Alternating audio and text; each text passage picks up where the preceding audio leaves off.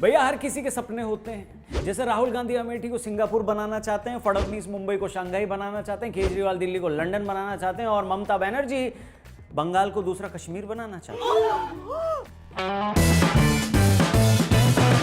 नमस्कार, जय हिंद। मैं हूं रौनक और आप देख रहे हैं फनतंत्र। जब से आसाराम जैसे बापू हुए हैं तब से महात्मा गांधी जी को बापू कहते जबान कांपती है, और जब से ममता बनर्जी जैसे खुद को दीदी कहलाने लगे हैं तब से सगी बहनें भी दीदी कह देने पर बुरा मान जाती हैं। सुना है कल रावण भी ममता बनर्जी के सपने में आया और बोला दीदी इतना अहंकार ठीक नहीं। और यही बड़ा सवाल है, आखिर क्यों रावण को ममता बनर्जी से कहना पड़ा कि इतना अहंकार ठीक नहीं है, और क्यों मुझे कहना पड़ रहा है कि ममता बनर्जी बंगाल को दूसरा कश्मीर बनाना चाहती हैं। फनतंत्र में आज हम इसी क्यों पर बात करेंगे। बंगाल का मुख्यमंत्री बनने के बाद से ममता बनर्जी के शासन में इतने कांड हुए हैं कि अगर सबका वर्णन करने लगे तो उसमें सुंदरकांड से भी ज्यादा टाइम लग जाएगा। तो शुरुआत करते हैं उनके सबसे ताजा अत्याचार से। 3 दिन पहले बंगाल में बीजेपी युवा मोर्चा की नेता प्रियंका शर्मा ने फेसबुक पर ममता बनर्जी से जुड़ा एक मीम शेयर किया, मगर यह हल्का फुल्का मजाक टीएमसी के लोगों को इतना बुरा लग गया कि उन्होंने प्रियंका के खिलाफ शिकायत करके उसे जेल भिजवा दी। आपको याद होगा साल 2012 में भी जादवपुर यूनिवर्सिटी के प्रोफेसर अंबिकेश महापात्रा को सिर्फ इसलिए जेल भेज दिया गया था क्योंकि उन्होंने ममता बनर्जी के नाम पर एक कार्टून शेयर किया था। टीएमसी कार्यकर्ताओं का कहना था कि इस तरह का मीम शेयर करके ममता बनर्जी का अपमान किया गया है। अब ये क्या बात हुई भाई? मैं पूछता हूं कि जब ममता बनर्जी ये कहती है कि मैं प्रधानमंत्री को थप्पड़ मार दूंगी, तब क्या ये अपमान वाली बात नहीं है? प्रधानमंत्री उनकी बुआ का छोटा लड़का थोड़ी है जो खेल खेल में उसे थप्पड़ मार देंगी। हद है यार। ऐसा बोलने पर तो उन्हें आपत्ति नहीं है, लेकिन एक चुटकुला शेयर करने पर उन्हें लगता है कि मुख्यमंत्री पद का अपमान हो गया। अगर चुटकुले शेयर करने पर सचमुच नेता का अपमान होता तो मुझे राहुल गांधी पर चुटकुले सुनाने के जुर्म में एक साथ 7-8 जन्मों की सजाए मौत मिल चुकी होती। खैर, यह देखकर और ज्यादा हैरानी होती कि जो लोग मोदी राज के 5 सालों में दिन रात इंटॉलरेंस की माला जपते नहीं थक रहे थे, ममता सरकार की इस तानाशाही पर उनके गले से आवाज नहीं निकल रही है। उनमें से कोई सवाल नहीं पूछ रहा है कि एक मीम शेयर करने भर से मुख्यमंत्री का अपमान कैसे हो गया। बंगाल में पंचायत चुनाव से लेकर लोकसभा चुनाव तक 2 दर्जन से ज्यादा बीजेपी कार्यकर्ताओं की हत्या हो गई है। इनमें किसी को लोकतंत्र की हत्या नजर नहीं आई? किसी को आई क्या? नहीं आई। बीजेपी उम्मीदवारों पर हमले हो रहे हैं, बीजेपी समर्थकों को वोट डालने नहीं दिया जा रहा है, पोलिंग बूथ पर जाकर तृणमूल नेता सरेआम लोगों को धमकियां दे रहे हैं।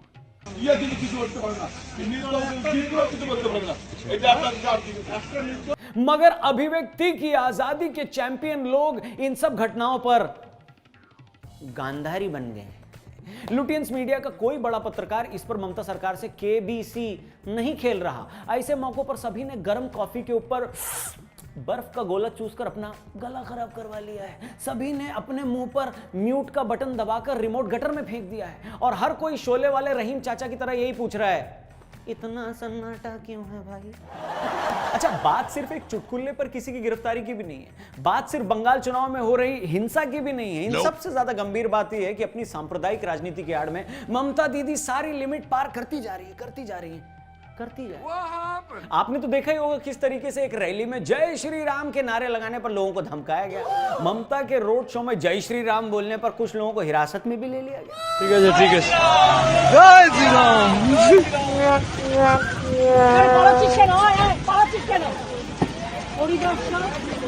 और राम नाम से चिढ़ का ये कोई पहला मामला नहीं है। आपको याद होगा इससे पहले ममता सरकार ने 3री क्लास की किताबों में राम धनु शब्द को बदलकर रंग धनु कर दिया था। वो भी इसलिए क्योंकि ममता सरकार को राम शब्द सांप्रदायिक लग रहा है। बीरभूमि जिले के कई गांवों में लोगों को कई सालों तक दुर्गा पूजा की परमिशन सिर्फ इसलिए नहीं दी गई क्योंकि बुत परस्ती करने से यहाँ की माइनॉरिटी की भावनाएं आज हो जाएंगी। आप एक बार गूगल में जाके बीरभूम डिस्ट्रिक्ट कांगला पहाड़ी गांव ये डालो, सारा सच आपके सामने आ जाएगा। क्या आप कल्पना भी कर सकते हो कि दुनिया में कोई सरकार धार्मिक तुष्टीकरण के लिए इस हद तक गिर सकती है? एक वर्ग को खुश करने के लिए दूसरे की धार्मिक आजादी पर रोक लगाना क्या सांप्रदायिकता नहीं है? अगर है तो क्या आपने लुटियंस मीडिया में इसे लेकर ममता बनर्जी के खिलाफ कोई आवाज सुनी? कोई आवाज सुनी आपने? अब यह मानना तो मुश्किल है कि इनके घर लगे केबल नेटवर्क में सिर्फ यही सब खबरें नहीं आती होंगी। वोट बैंक पॉलिटिक्स के लिए ममता की सांप्रदायिक राजनीति यहीं पर नहीं रुकती। यही ममता बनर्जी है जिन पर पिछले कई सालों से गैर कानूनी तरीके से बांग्लादेशी घुसपैठियों को बंगाल में बसने का इल्जाम लगता रहा है। इसी के चलते धीरे धीरे पश्चिम बंगाल के 3 जिलों में हिंदू माइनॉरिटी हो गए हैं और आज बंगाल में 8000 गांव ऐसे हैं जहां एक भी हिंदू नहीं है।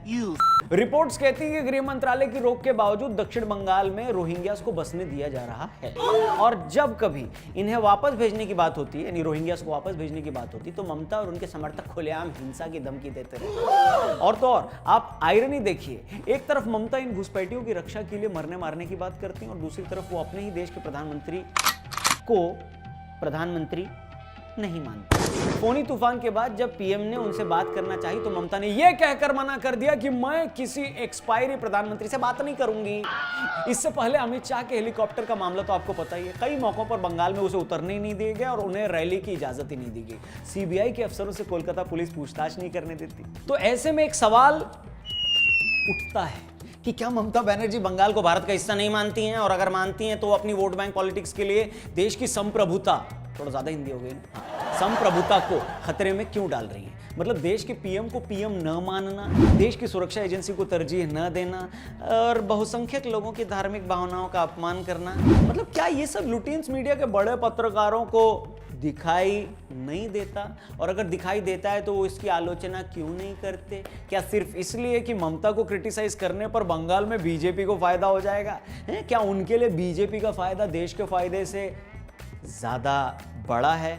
और अगर बड़ा है तभी तो इतना सब कुछ होने के बावजूद वो आज तक इस पर कुछ बोलते नहीं है, मुंह बंद है उनका। ऐसा तो नहीं है कि मैं हेडफोन पर गाने सुन रहा था और इसी बीच उन्होंने उनको क्रिटिसाइज कर दिया और शायद मैं मिस कर गया। ऐसा तो है नहीं। चलो मान लेते उन्हें ये सब बात पता ही नहीं थी, तो अब हमने बता दी है। आप भी इस वीडियो को शेयर करिएगा। अगर उनकी अकल की तरह उनके ज़मीर पर पत्थर नहीं पड़ा होगा और मुंह में चाटुकारिता का फेविकॉल नहीं जमा होगा तो वो इस पर जरूर कुछ ना कुछ बोलेंगे। बाकी हमने जो बोलना था बोल दिया। आप भी खुश रहिए, ख्याल रखिए और एक बार जोर से बोलिए जय जय Shri Ram. Thank you very much. इस चैनल को सब्सक्राइब करिएगा, ये बेल आइकन जरूर दबाइएगा, वीडियो और भी लोगों तक पहुंचाइएगा। जल्दी आते हैं। जय हिंद।